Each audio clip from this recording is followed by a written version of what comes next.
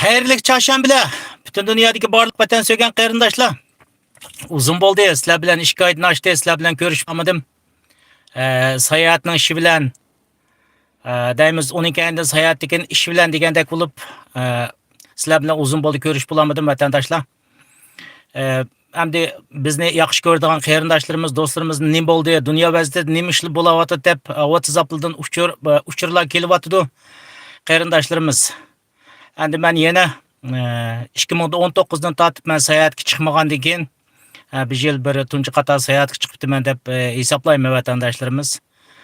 Endi shu sababdan bir 2 oy atrofida sizlardan ayrilib qoldik. Yana burunqi suhbatlarimizni davomli asli keltiramiz vatandoshlar. Bundan keyingi meniki bo'ldigan suhbatim bundaq uzun temalarmi bo'ldi. Mumkin qadar qisqa temalarni ko'pchilikka yetkazishni davomlashtiraman vatandoshlar.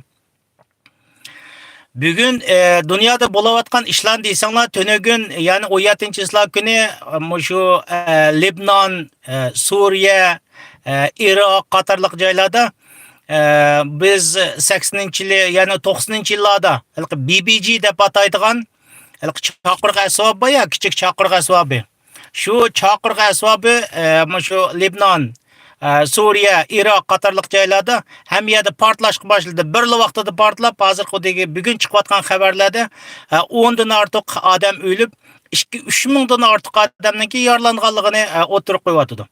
Buni hamda bu O'rta Sharqdagi urushni bilasizlar, hozir Isroiliya bilan O'rta Sharq rayonida Hamas bo'lsin, yoki Hizbullah bo'lsin va yoki Suriyadagi boshqalar bo'lsin, bu dunyoniki Abu Jahillari bilan Isroiliya urush qilyapti hamda o'zinglar bilasizlar vatandoshlarimiz.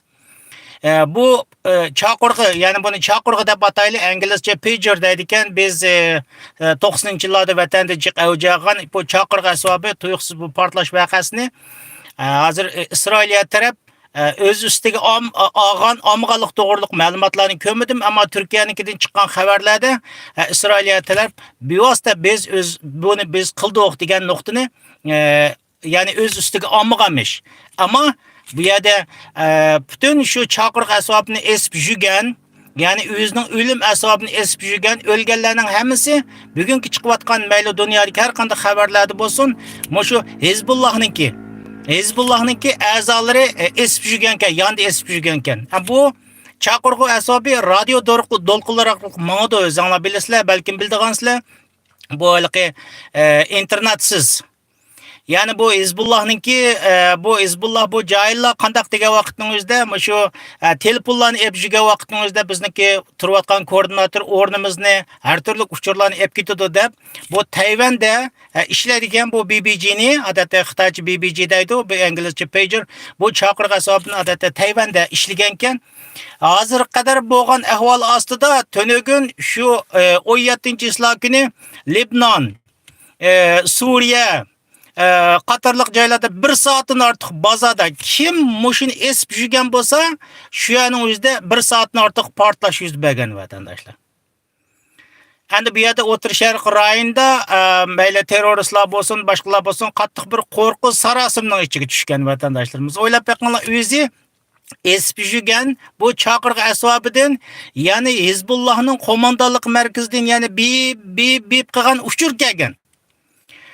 Uchur kelib bu endi qo'mondonlik markazidan yana qanday uchurlar keldiganda deb o'ltirsa, go'shti bir tarafdan portlashga boshlagan. Hatto Suriyadagi Iron elchixonasidami portlash yuz bergan vatandoshlar. Bu yerdagi muhim bo'lgan nuqta qaysi degan vaqtingizda, mushuni agar haqiqatan bu Isroiliya taraf o'z ustiga olmagan bo'lsa-mu, ammo bu yerda urushning Hizbullah bilan Isroiliya o'tirishda urush bo'layotgandan keyin albatta bugungi dunyo o'tirib buni cho'qim Isroiliya taraf qildi deb o'ylaydi. Albatta shunda qilgan bo'lishi mumkin edi. Bu Mossadlar shunda qanday qilib bu ishchiga bu jihozlarni, portlatqich jihozlarni yerlashtirdi deb bugungi dunyo shuni muloyiza qilyapti demdi vatandoshlar.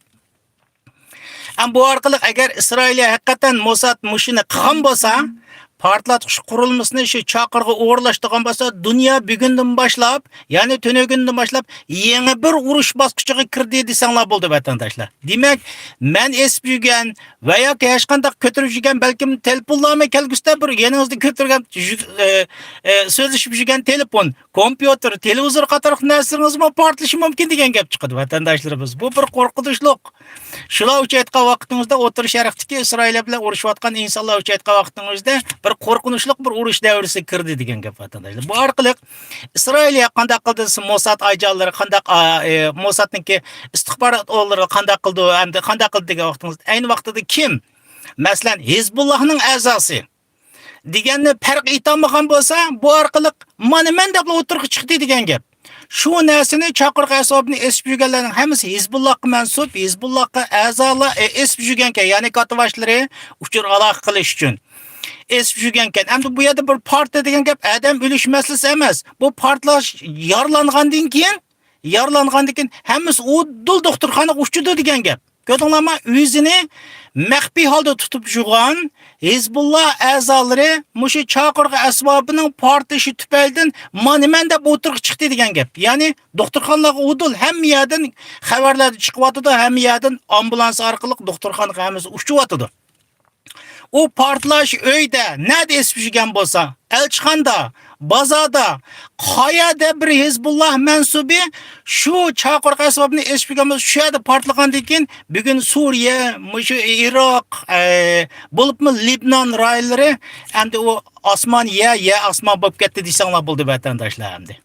Qattiq bir qo'rquvning ichiga tushdi dunyo. Mana shunday bir terroristlar shuncha qattiq bir qo'rquvning ichiga tushgan gap vatandoshlarimiz. O'ylab baqsanglar bo'ldi endi bu orqali Isroiliya hukumatı ayni vaqtida bularni tepib chiqish tas bo'lgan bo'lsa, mana bu joz orqali, ya'ni aql orqali, kalla orqali o'ylab baqinglar. Bugun aql orqali, kalla orqali endi Hizbullohning butun a'zolari hammasi doktorxonada yotadi degan gap. Mana men deb chiqib bo'ldi degan gap. Hammasi kameraga tushib bo'ldi. Doktorxonada degan gap, kamera bor degan gap. Hammasi o'dil doktorxonaga yurganmiz bo'lmaydi, bordigan ekan. Beri hozir doktorxonalarning hammasi turdi, yotdi.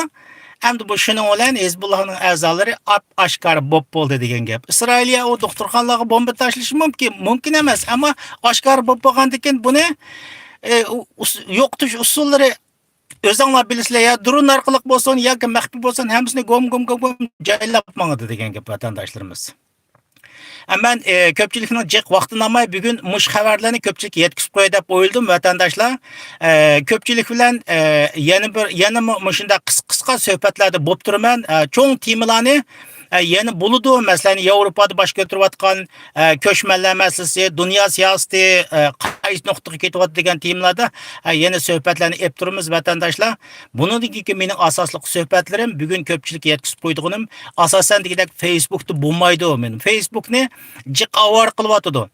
Shuning uchun men bundan keyingi shu naq maydon ishlarining hammasini YouTube'da qilaman. Shu YouTube'dan Erkin Rozi deb bossanglar, meniki rasmim chiqadi o'shada. Shu YouTube kanalimga ko'proq agishinglarni umid qilaman vatandoshlar. Chunki Facebookning men uchun aytgan vaqtida jiq qimmat qolmadi. Bundan avorchilikdan ta hozir qadar men qutulamadim. Hozirmi Facebook orqali qilib baqsam birdam o'chab ketadi, birdam yo'qolib ketadi degandek. Avorchiq bo'lgandan keyin endi bizning oxirgi mening bu shansim YouTube'ni sinab boqaman. YouTube qanchalik bardoshlik bera oladi buni bilmayman. Ilgari men Facebookda qilib, Facebookda qilgan naq maydonni YouTube'ga qochilgandim. Bundan keyingi suhbatlarim asosan degidek, shu YouTube orqali bo'ldi vatandoshlar. Yana yodinglarda bo'lsin vatandoshlarimiz, ko'pchilikka taqib qo'ying. YouTube kanalimga a'zo bo'lishni unutmang. Erkin Rozi deb bossangiz YouTube'dan mening rasmim chiqadi, meni tepib olasizlar vatandoshlar. Endi xulosa shu, ko'pchilikka bir qator men o'zimning salomimni yetkazgach, shikoyatimiz yana birisi, bugungi dunyoda muhim bo'lgan uchurni buni yetkazib qo'yadim.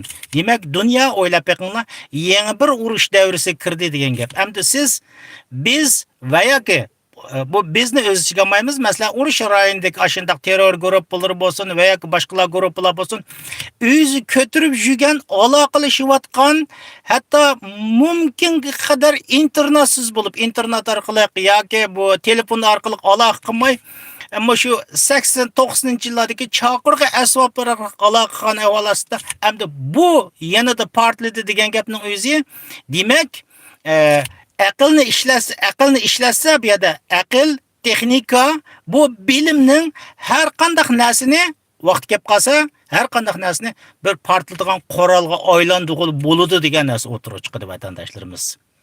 Yani o hozirgi muloyizada shu chaqirq asbobniki batareyasi portlaganmish. Endi bunaga qanday qilib bu 30 gramdan 50 gramga yaqin portlatqich asbobini qanday yarlashtirdi deydi. O chaqirq asbobi Tayvanda yasaldi ekan, ular surishti qilsa bizning buning bilan hech qanday aloqamiz yo'q. Biz bunday narsalarni o'rlashtirmadik degan. O'ylab beqinglar vatandoshlarimiz. Bu yerda endi dünya yana takrorladim, yana shunday o'ylayotdi. Bu yerda butun Hizbullohga mansub katavaşlardan tortib, shuni esib yurgan dongliq katavaşlarning hammasi go'mushtib ham yerda portlagandan keyin buni dunyo xalqi, buni Isroiliya istixborot organlari o'rlashtirdi, qandoq yerlashtirdi, qandoq qildi deb buni butun dunyo muloyiz qilyapti vatandoshlarimiz. Yadinglarda bo'lsin, ilim va bilimga dunyo bo'yicha eng qattiq e'tibor beradigan, tijoratdan tortib bo'libmi kallani ishlatishga, aqlni ishlatishga eng qattiq e'tibor beradigan Isroiliya va Yahudi millatniki qo'li, Yahudi xalqi menimcha bu dunyodan men ular ism qo'ydim, ba'zilar buni musulmonlar, islom falan bukundas ochiqlab ketadi ekan hamda bu shundaq bugungi dunyoda taraqqiyot nega bor deb buni bilmay 360 kun adam o'ltirsam bo'ldi, jihad qilsam bo'ldi deydigan insonlarni men bularni Abu Jahlning avlodlari deb ism qo'ydim. Bugungi dunyoning Abu Jahllari ko'rdinglar hamda o'zining chaqirq asboblarini o'zi bombaga aylanib o'zi shu orqali o'zi o'layotgan gap vatandoshlar. Hamda kelgusida buni cho'ngroq tasavvur qilsa hamda o'ylab beqinglar. Telefon ishlatayotgan telefonlar portlashi mumkin, kompyuterlar portlashi mumkin, uyda ishlatayotgan televizorlar portlashi mumkin, hatto vaqt kelib qolsa o'zining mashinalari portlashi mumkin va yoki uni da esh bo'lgan vaqtingizda raketa boshqariladigan bomba sistemalari, o'zining boshqariladigan bomba sistemalari o'zining ugisida o'zi boshqaraman, otaman deb turgan vaqtida portlashi mumkin. Bundaq ishlar kelgusida chiqadigandek ko'rindi vatandoshlar. Xulasi gap, men shu O'rta Sharq urushi boshlangan vaqtimizda men so'zim ko'pchilikka degan, u Abu Jahlning avlodlari sizlar bu Xitoyni kayninglar ep o'tirib, dunyodagi shundaq bir aqlli millat bilan bularni dunyodan yashatmayman deb o'tirib urushni boshlatgan bo'lsanglar, sizlar odillik bilan o'tirib chiqib urush qilmadinglar. Xitoyni kayninglarga oldinglar. Sizlar bu yo'lga kelgan vaqtingizda natija ololmaysizlar deb men degan vatandoshlarimiz. Xudo ham bo'lsa ular natija ololmaydi vatandoshlar. Chunki adolatli bo'lgan bo'lsa, Xitoy bilan birlashmagan bo'ldi, Uyg'ur degan mazlum xalqniki dad-badini anglab qo'ygan bo'ldi. Ustimizda Xudo bor. Xudo har narsani ko'rib turibdi. Demakki, ko'rdinglar, bu Abu Jahlning avlodlariniki yenidagi butun chaqiriq asoblari o'ziga nisbatan o'zi bomba bo'lgan gap vatandoshlarimiz. Yana ko'rish aman bo'laylik vatandoshlar. Yodinglarda bo'lsin, YouTube kanalimga a'zo bo'lishni va YouTube kanalimda Naq maydonning buningdek bo'ldiganligi yodinglarda bo'lsin qarindoshlarimiz. Ko'rish aman bo'laylik, xo'sh.